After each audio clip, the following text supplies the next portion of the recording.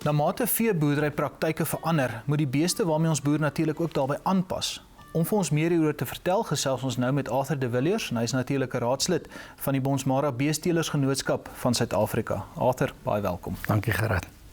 Kom ons gesels 'n bietjie oor plat silindriese beesbouvorms. Hoe algemeen kom dit voor?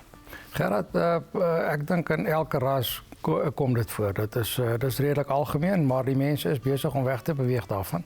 Maar ek kan sê elke ras het maar die probleem.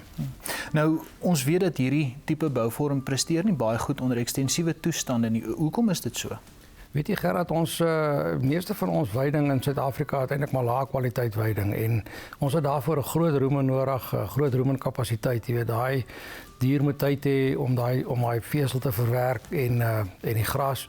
En daarvoor is soos ek sê, het jy diepte nodig en jy het kapasiteit nodig en diere met wat silindries is en plat is gewoonlik 'n kondisiepunt swakker as die res van die trop wat dan hierdie meer gewenste bouvorm het. So dit gaan oor kondisie en baie dinge in beesboerdery is gehaak aan kondisie, onder andere vrugbaarheid. So hoe beter jou dier in kondisie is, veral op sekere spesifieke tye, hoe gouer gaan herkonsepsie plaasvind en hoe beter gaan jy doen.